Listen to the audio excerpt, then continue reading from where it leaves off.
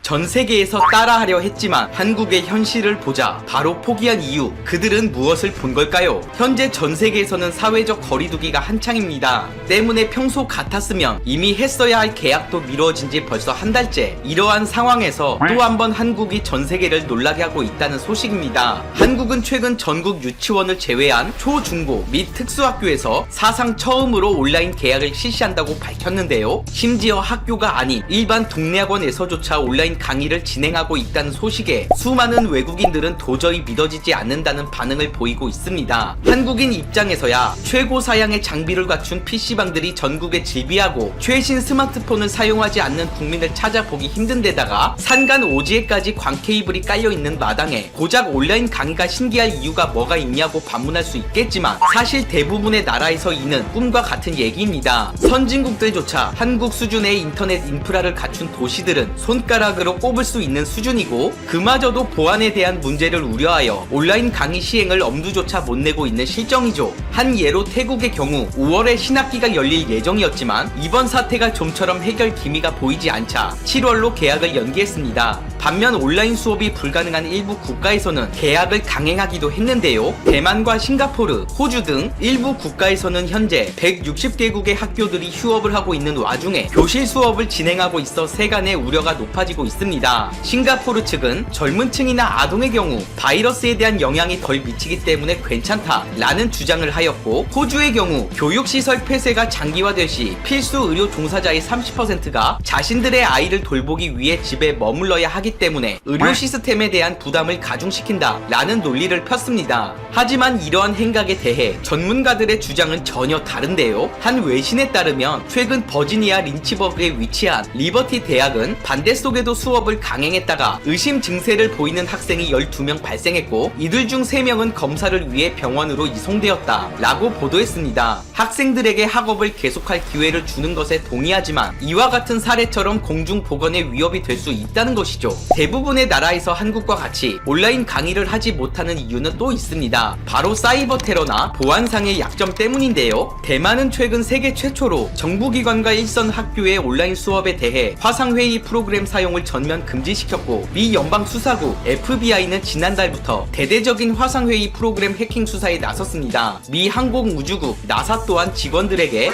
이것의 사용을 금지시켰는데요. 하지만 한국의 경우는 어떨까요? 사태가 장기화될 조짐을 보이자 학부모들의 의견을 재빨리 수용한 교육 당국은 4월이 되자 본격적으로 온라인 수업을 시행했습니다. 사실 이는 그저 선택의 문제였고 이렇게 빠른 결정이 가능한 데에는 다 이유가 있습니다. 바로 한국에는 이미 모든 IT 인프라가 갖춰져 있었기 때문이죠. 최근 과학기술정보통신부의 공식 통계에 따르면 2019년 기준 가구당 컴퓨터 보급률은 71.7%에 달했고 인터넷 보급률은 그보다 더 높은 수치인 무려 81.6%를 기록했습니다. 게다가 해킹과 같은 각종 사이버 문제에도 IT 강국다운 면모를 보이고 있는데요. 한 외국 전문가에 따르면 한국은 디도스나 해킹에 대한 방어, 보안 컨설팅, IT 인프라의 설계 구축 및 유지 보수 등 다양한 보안 영역에서 기술력을 인정받고 있다 라고 밝혔습니다. 이 때문에 한국에서는 온라인으로 할 수 없는 것을 찾기가 힘들 정도인데요. 교사와 학생이 동시 접속하여 화상 수업을 진행하는 실시간 쌍방향 수업은 물론 녹화한 강의를 학생들이 듣고 댓글을 달면 교사가 직접 피드백을 하는 콘텐츠 활용 중심 수업, 과제를 내주면 학생이 자기 주도적으로 학습하는 과제 수행 중심 수업 등과 같은 다양한 강의에서부터 심지어 계약식과 출결, 오리엔테이션까지도 온라인으로 진행됩니다. 한국의 인터넷 속도가 빠르다는 것은 이미 과거부터 인정받는 부분이지만 최근 한국의 행보를 보자 의료 기술뿐만 아니라 IT 관련해서도 한국을 본받아야 한다 라는 외국인들의 반응이 점차 커져가고 있습니다. 그렇다면 지금부터 이에 대한 해외 반응을 살펴보겠습니다. 겨우 이 정도로 놀라긴 이르지. 한국은 전국 모든 곳에 인터넷이 설치되어 있는데 심지어 지하철과 버스를 타도 무료 와이파이를 이용할 수 있지. 한국에서 인터넷은 공기처럼 흔한 수준이야. 저 나라는 항상 느끼지만 모든 뉴스들이 거짓말 같아. 한국의 모든 학교들이 동시에 온라인으로 수업을 한다고 들었는데 정말 이런 일이 가능해? 한국에 한 번이라도 가봤으면 곧바로 고개를 끄덕였을 거다. 그들의 인터넷 속도는 정말 최고지. 게다가 대부분의 가정에서 2대 이상의 컴퓨터를 가지고 달리고 있대. 왜 지금까지 직접 학교를 갔나 궁금한 정도? 한국 혼자서 100년은 앞서 있군. 온라인 수업에 대한 의견은 많았지만 인터넷 문제도 그렇고 이를 실현할 수 있는 나라는 거의 없을 거야. 단 한 군데, 한국만 빼고. 한국인들은 집에 최신식 컴퓨터가 있어도 PC방이라는 곳을 간다고 해. 왜냐하면 그곳의 환경이 더 낫기 때문이지. 게다가 음식도 주문할 수 있어. 너희들은 상상이 가니? 온라인 수업 자체가 신기술은 아니지만 나라 전체가 동시에 할 수 있다는 건 분명 혁신이야. 한국과 같은 나라는 더 이상 학교를 지을 필요가 없어지겠군. 시험을 볼 때만 나오면 되겠다. 신기한 건 선생님만 화면에 나와야 하는 게 아니고 학생들도 캠을 통해 얼굴을 비춰야 하네. 혹시라도 수업 중 게임이라도 할까봐 그런 걸까? 얼굴이 못생기게 나오면 그것도 스트레스가 커 보여. 한국처럼 실시간 수업은 어려워도 미리 녹화된 강의를 보는 방식은 우리도 도입할 수 있을 것 같은데? 아, 지각 문제가 해결되지 않는구나. 다들 착각하는 부분이 한국처럼 하지 못하는 이유는 단순히 플랫폼이 없어서가 아니야. 유튜브 라이브는 누구나 쓸 수 있잖아. 문제는 집에서 수업을 받는 게 가능한 학생이 거의 없다는 것이지. 이로써 모든 것이 명백해졌군. 세계에서 유일한 선진국을 꼽자면 그것은 바로 한국이야. 의료 기술도 그렇고 IT 기술마저 한국이 미국을 압도해버렸다. 학교가 필요 없어졌으니 병원으로 개조해서 사용하면 될 듯. 그나저나 한국의 게이머들이 왜 실력이 좋은가에 대한 의문이 풀렸어. 그들은 장비빨이었던 거야. 이 뉴스도 한국이니까 가능한 소리겠지. 늘 그렇듯이 말이야. 온라인 수업도 좋지만 난 하루빨리 학교에 나가서 친구들과 어울리고 싶어. 오늘 준비한 영상은 여기까지입니다. 이 영상이 마음에 드셨다면 구독과 좋아요 부탁드리겠습니다. 한국형 전투기에 새 이름을 지어주는 주인공은 과연 누가 될까? 공부는 한국형 전투기에 새 명칭을 짓기 위한 대국민 공모전을 10월 한 달간 진행한다고 29일 밝혔다.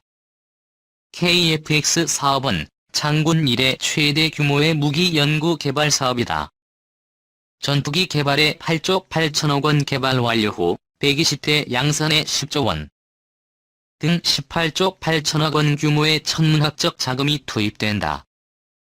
군이 앞서 공군 차세대 전투기 사업으로 7조 4천억 원을 들여 미국 록히드 마틴사로부터 차세대 스텔스 전투기 F-35를 수입하기로 한 KF-X 예산 18조 8천억 원은 F-35 100여 대를 구매할 수 있는 KF-X 사업은 보람의 사업이라는 명칭으로도 불린다.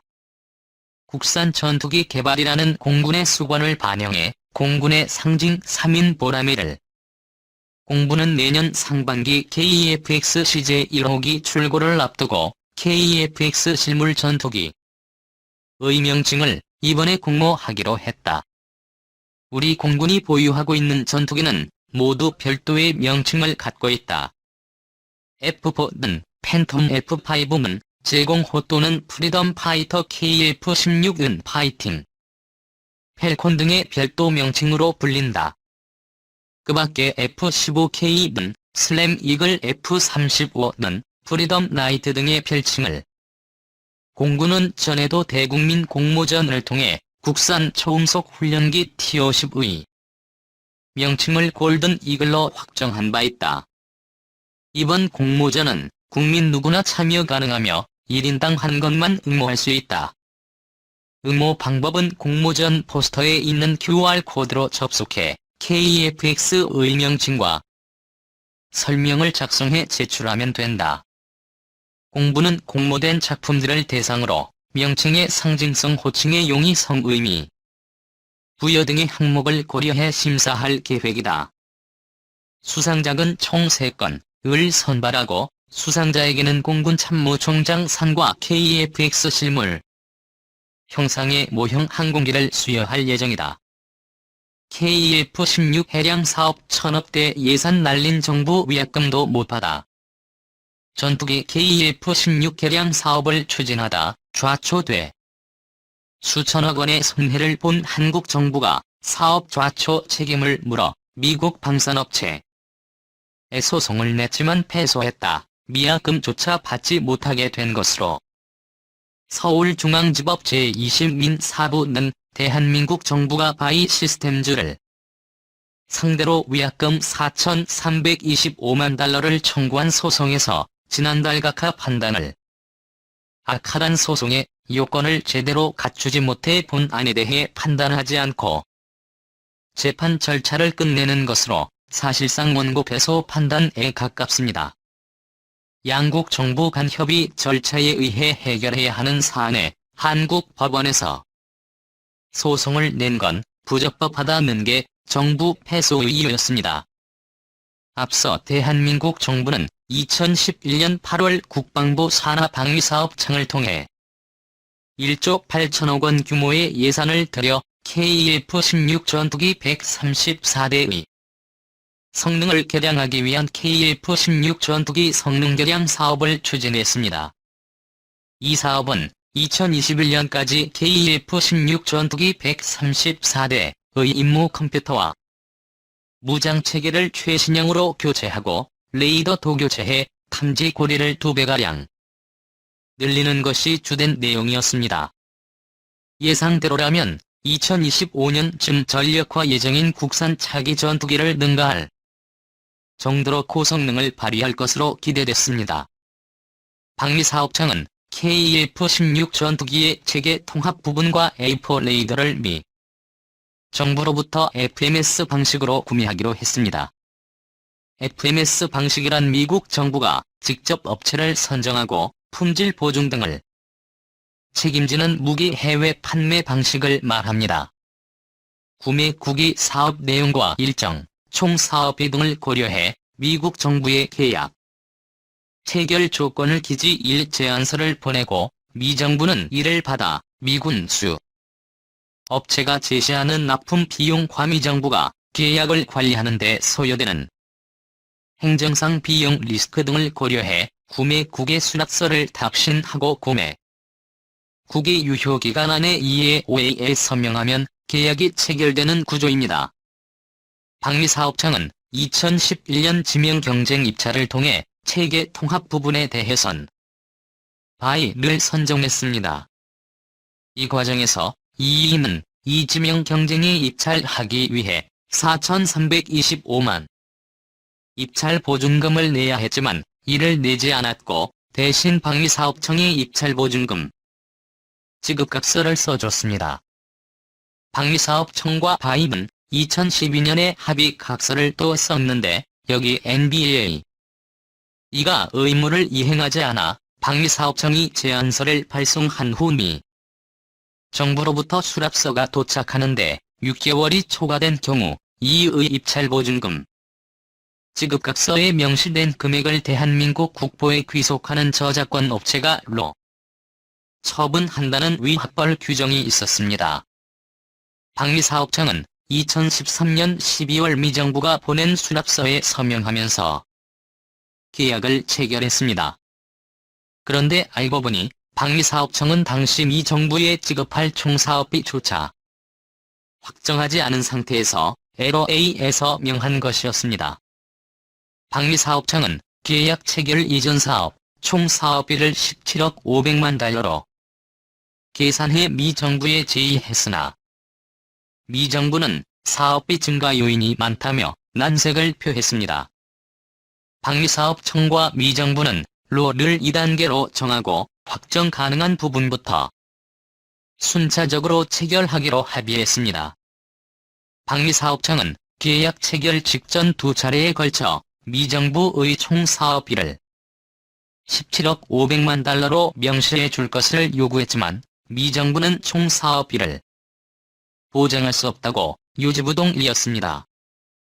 미 정부는 총 사업비가 확정되지 않았지만 일단 18억 4천만 달러의 가격이 적힌 수납서를 작성해 방위사업청에 보냈고 방위사업청은 미국 정부에 지급할 총사업비조차 확정되지 않은 상태에서 이 LOA에 사인했습니다. 그런데 방위사업청과 미 정부 사이엔 계약 금액에 관한 협의는 결국 이루어지지 않았습니다. 미국 정부가 2차 계약의 총사업비 협상 과정에서 배의 사업 경험 미숙 등을 이유로 총사업비를 24억 달러로 제시했습니다. LOA 이를 2단계로 하기로 했기 때문에 1차 18억 4천만 달러를 적은 수락서를 보내고 2차에서 다른 요인을 더해 높은 가격을 제시한 비용이 크게 증가하게 되자 방위사업청은 2014년 11월에 야 비로소 미 정부와 맺은 계약을 해지했습니다.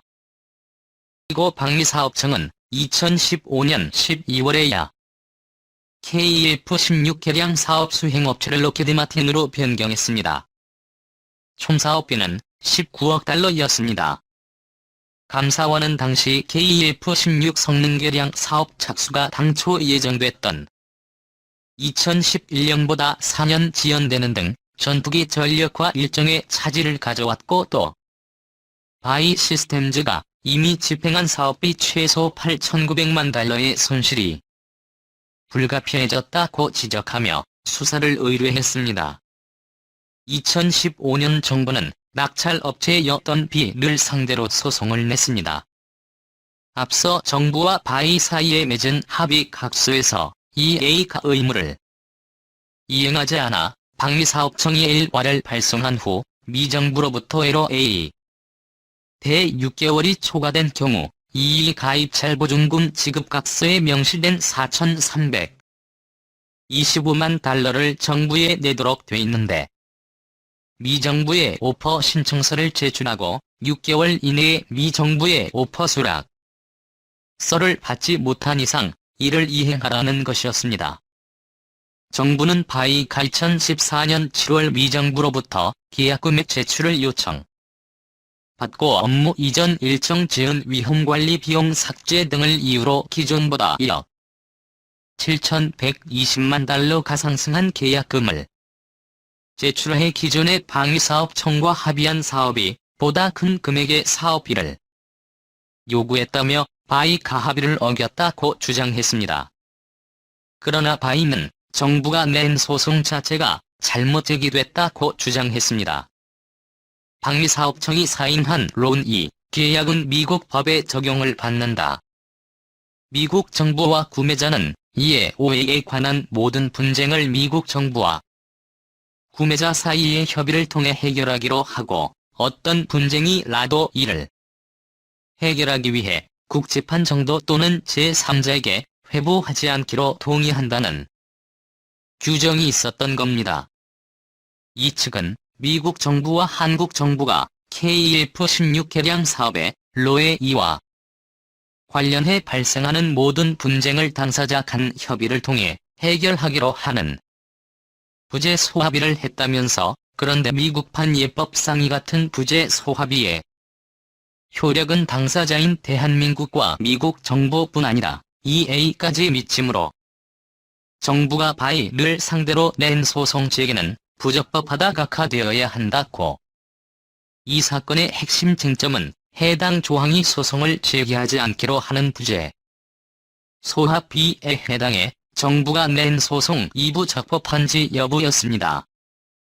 또 해당 조항에 난 분쟁을 제3자에게 회부하지 않기로 규정돼 있는데 그렇다면 제3자라는 문구에 자국 법원이 포함되는지 즉 한국이나 미국 법원에는 소송을 내는 게 허용되는지 여부였습니다. 정부는 제3자의 의미는 제3국임을 전제로 해당 규정이 자국 법원에 제소를 통한 분쟁 해결을 금지하고 있지 않으니 이는 부재 소합의로 볼 수 없다고 주장했습니다. 또 해당 조항은 소송 절차에 관한 사항을 정하고 있으므로 한국법에 의해 그 해석 및 효력 범위가 판단되어야 하고 위약금 청구는 애로가 아닌 양자 간합의에 근거한 청구이며 해당 합의 각서의 준것법은 한국법이라고도 주장했습니다. 와 바이 시스템즈는 각각 법무법인 로고스와 율촌을 선임해 치열하게 다투었습니다. 그러나 1심 재판부는 이에 손을 들어 정부 청구를 가타했습니다. 소송 제기 자체가 부적법하다는 주장을 받아들인 겁니다. 법원은 제3자라는 문구를 3국으로 한정해 해석하여야 한다고 인정할 증거가 없고 무엇보다 이미 정부와 미정부가 KF-16 개량 사업을 위한 로와 관련해 발생하는 모든 분쟁을 당사자 간 협의를 통해 해결하기로 명시하고 있는 이상 자국 법원에 제소를 통한 분쟁 해결은 위 조항에 의해 금지된다고 판단했습니다. 한미 정부가 론 적용하기로 한 법이 미국 법으로 명시된 이상 해석과 효력을 판단하는 기준도 미국 법에 따르기 때문에 소송을 제기하지 않고 양국 정부끼리의 협의로 분쟁을 해결하기로 한 이상 소송을 하는 건